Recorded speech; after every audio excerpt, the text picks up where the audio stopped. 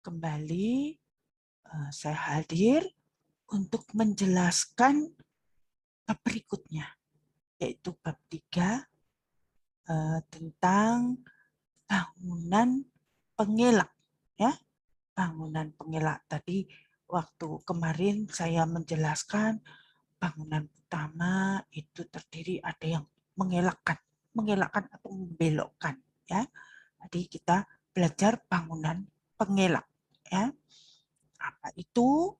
Nah, yang harus kita pelajari pertama, saya tuh mau menempatkan bangunan itu di mana, ya? Lokasi dan tipe bangunan pengelak dipengaruhi oleh apa? Sungainya, ya. Sungainya, elevasi yang diperlukan untuk irigasi. Jadi sawahnya di mana? Kira-kira nyampe nggak itu air ke sana, ya? Mungkin sungainya di gunung.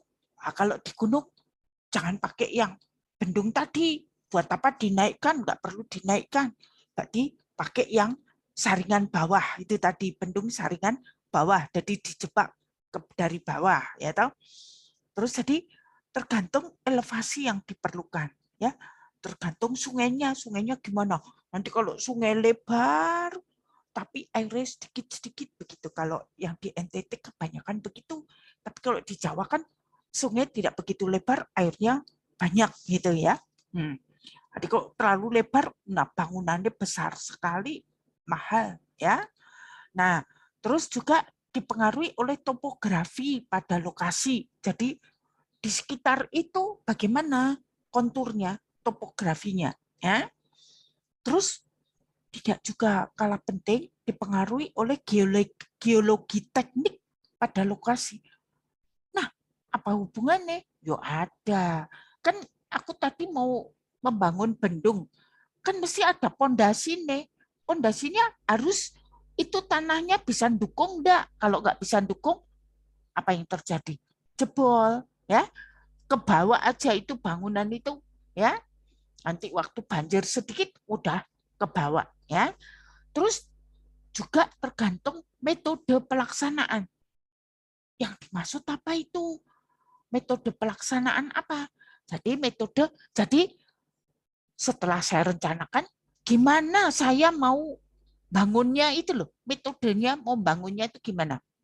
Kan saya mau bangun bendung di sungai, nggak bisa toh. Air berhenti dulu, saya mau bangun, nggak bisa, air mengalir terus, ya kan? Maka saya gimana caranya?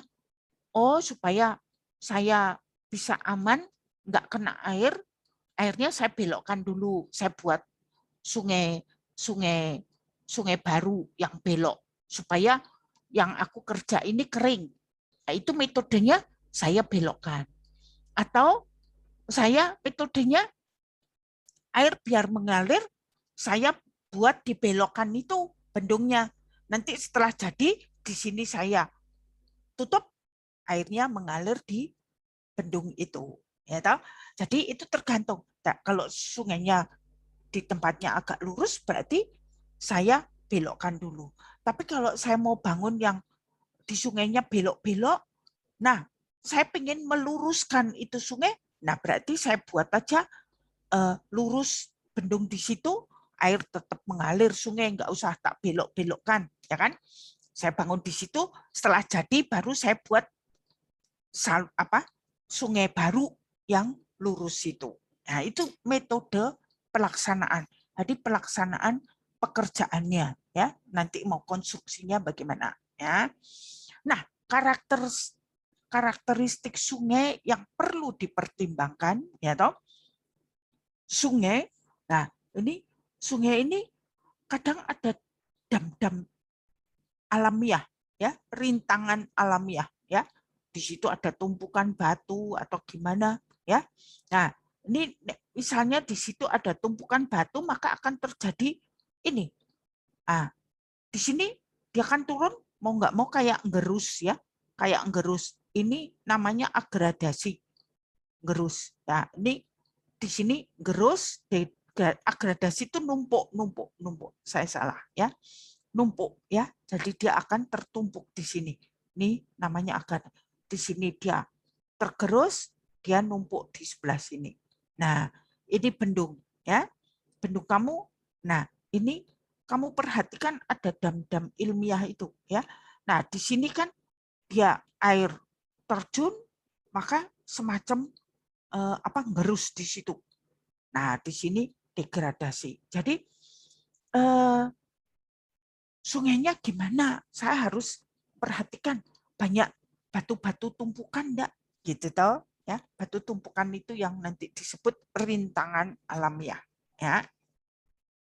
Nah, bahan-bahan dasar sungai, ya, morfologi sungai, ya, bahan dasarnya. Nah, ini tadi kalau ada tuh, nah ini yang saya tadi cerita, sungainya lebar tapi ngalirnya kecil di sini, ya kan? Nah, ini ada kayak gini-gini. Nah, ini kalau kalau di ini ada palungnya, ya. Ini yang sungai itu. Nah, di sini ini apa? Dia ada air kalau nanti debit besar, debit banjir, ya. Morfologi sungai itu bentuknya ini tadi belok-belok. Nah, kalau ini tadi yang saya bilang ini belok, biar aja sungainya belok, saya buat bendung di sini. Nah, kan saya nggak usah belokkan air ya. Setelah jadi di sini saya tutup, di sini saya buka, sini saya tutup. Nah, jadi sungainya jadi baru ya, yang bendung itu ya. Nah, itu ini ya. Jadi nah, ini yang penting ya. Elevasi yang diperlukan untuk irigasi. Nah, itu tadi kan saya bilang bendung fungsinya meninggikan muka air, ya kan? Jadi harus pada elevasi tertentu supaya sampai di sawah. Nah, muka air rencana di depan pintu pengambilan tergantung dari elevasi muka air yang diperlukan untuk irigasi. Nah, diperlukannya seberapa? Nah, itu mesti dihitung dari sawah yang terjauh, jadi dari irigasi satu yang saya buat petak-petak sawah jaringan irigasi, sawah yang paling jauh itu harus bisa diairi, ya. Nah, saya hitung itu elevasinya berapa, terus nanti ada beda tinggi energi, ya. Jadi saya hitung mundur sampai ke hulu, ya, dari hilir sampai ke hulu. Nah, kan nanti salurannya panjang berapa? Saluran kan harus ada kemiringannya. Kalau nggak ada kemiringannya, nggak bisa ngalir. Nah, kemiringan ini kan nambah elevasinya lagi, nambah lagi. Setiap bangunan kecil-kecil itu pasti ada kehilangan tinggi energi, ya tahu? Beda tinggi energi. Nah, itu dihitung semua. Hitung, ya kan? Sampai nanti ketemu muka air di depan pintu pengambilan. Nah, jadi kedalaman air dan harus mempertimbangkan ini elevasi sawah terjauh, kedalaman air di sawah, kehilangan air energi di box tersier dan salurannya, panjang kemiringan saluran. Ini hitung terus, ya. Nah, hitung. Nah, ini ya, ini saya coba scan, ya. Nah, nanti tugasnya kamu saya suruh scan gini. Jadi ini sawah. Ini elevasinya berapa? Harus ada genangan sekitar 15-20 cm. Habis itu, ini kan saluran tersier. Untuk sampai ke sini kan ada box namanya. Ada box, ada pintu, ada macam-macam. Nah, itu ada kehilangan energi. Nah, saluran tersier panjangnya seberapa? Berarti harus naikkan lagi. Ini sekunder, primer, ya. Di sini ada kantong lumpur, pembilas. Nah, baru sampai di sini. Ya toh? Ini, ya. Ini sampai ini muka air ini harus sekian. Nah, itu nanti waktu kamu merencanakan berarti mercu bendungnya seberapa? Nah, ini kan ini debit debit sungai. Nah, ini ada H. Nah, ini pakai rumus ini ya. Hanya ketemu kalau debitnya ada, ya. Nah, itu. Nih, ya. Nah, aduh, kenapa? Nah, topografi pada lokasi harus cukup tempat di tepi sungai untuk membuat kompleks bangunan utama, termasuk kantong lumpur, ada bangunan pembilas, dan sebagainya. Topografi mempengaruhi panjang serta tata letak tanggul banjir, tanggul penutup, dan sebagainya. Topografi juga harus dipelajari guna membuat perencanaan trase saluran primer. Ya, jadi itu salurannya itu di topografi yang curam atau gimana. Kalau curam berarti nanti saya harus ada terjunan. Nggak boleh saluran terlalu miring gini, nggak bisa. Nggak boleh, ada ketentuan kecepatannya. Ya. Nah, geologi teknik tadi saya sudah omong sedikit, yaitu untuk pondasinya, ya, untuk kestabilannya. Ya.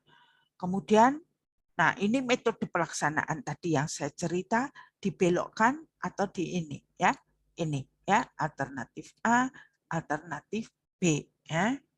Kemudian pekerjaan sementara yang harus dipertimbangkan, oh itu tadi ya, saluran pengelak, tanggul penutup, kopur, bendungan atau cover dam, ya, adalah bangunan sementara di sungai untuk melindungi tempat kerja, ya, begitu, ya. Nah, terus ini penyelidikan tanah ya dengan model tes tata letak umum atas, ya, tata letak dimensi pengambilan gimana, ya, itu semua dicek, dimodelkan, ya. Nah, ini tipe bangunan pengelak. Ini tadi sebetulnya tadi sudah toh, ya, tadi sudah. Nah, ini penggunaan bendung gerak dipertimbangkan jika kemiringan dasar sungai kecil. Jadi kalau kemiringannya kecil, ya, itu pakai bendung gerak. Ya.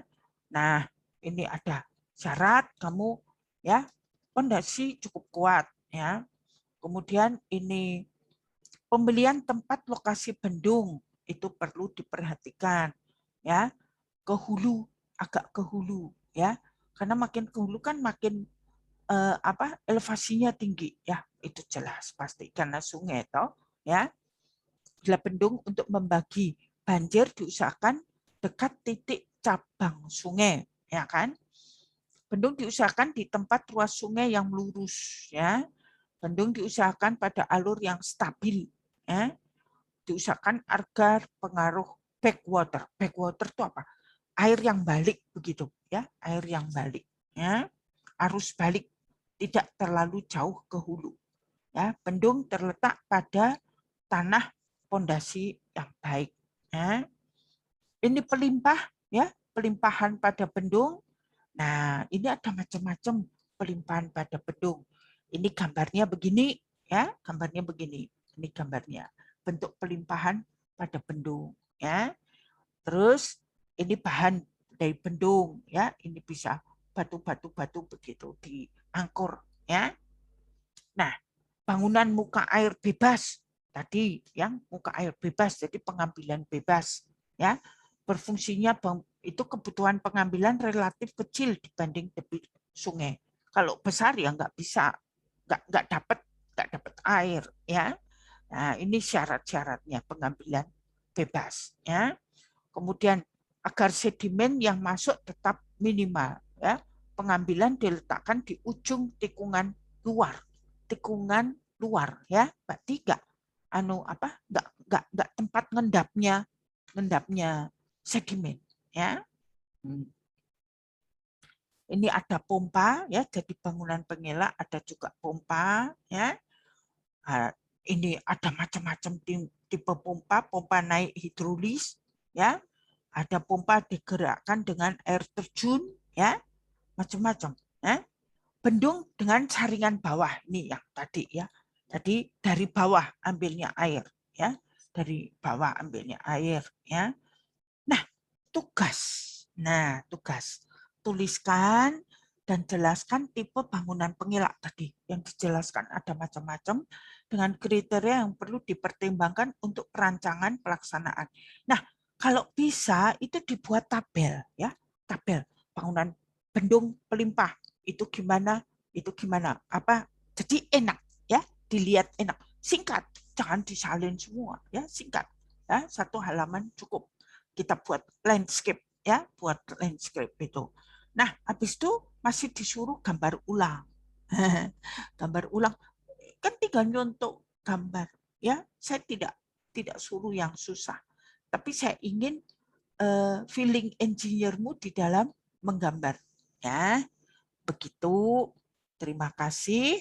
Ya, penjelasan kita berakhir di sini.